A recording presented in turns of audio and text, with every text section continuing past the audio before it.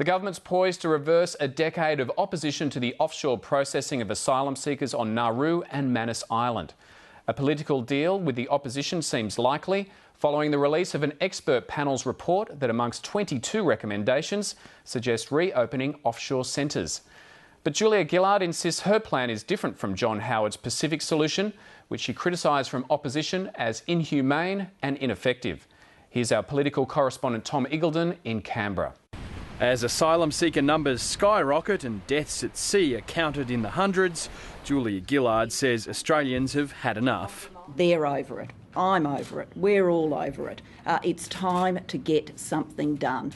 The political trigger for today's About Face was the release of the government's expert panel report, complete with its own slogan. We recommend a policy approach that is hard-headed but not hard-hearted. We need to have a hard head and a soft heart.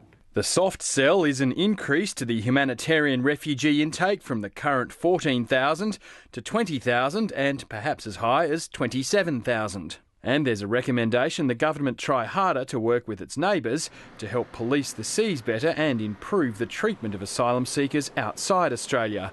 On the hard side, a return to offshore processing as soon as detention camps can be reopened. From this point forward, anybody who comes to Australia by boat runs the risk of being transferred to an offshore processing place. We want to get people to Nauru and PNG for processing. It's a reversal of the Prime Minister's position in opposition. We have committed to ending the so-called Pacific solution.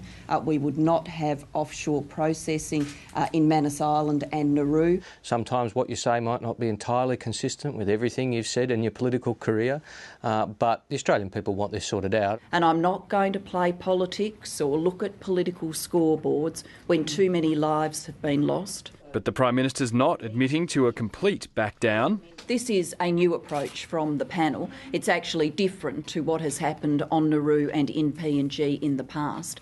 A so-called no advantage test would deny refugees processed in Nauru or PNG entry into Australia more quickly than if their claim had been processed through normal United Nations channels. The expert panel's no advantage principle could well mean that people are left stranded in limbo on Nauru or PNG for many, many years, in fact possibly even decades. Longer than was the case under the Pacific solution?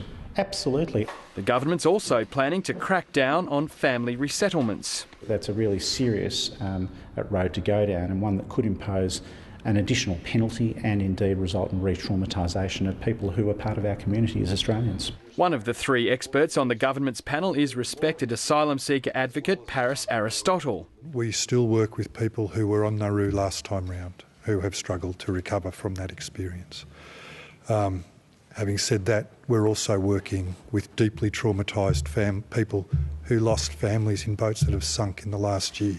What's the mental health trauma for that person who lost 6 of their relatives when a boat went down at sea? These are the judgments we're making. They're hard judgments, but they need to be made. But the Greens are furious at the government's plans and the political cover Mr Aristotle's given them. What I would say to Aristotle is, mate, you've spent the last 25 years standing up for the vulnerable people, and here you are dumping them out of sight, out of mind. The Greens' policy of onshore processing's been the default setting ever since the High Court trashed the government's Malaysia solution last year.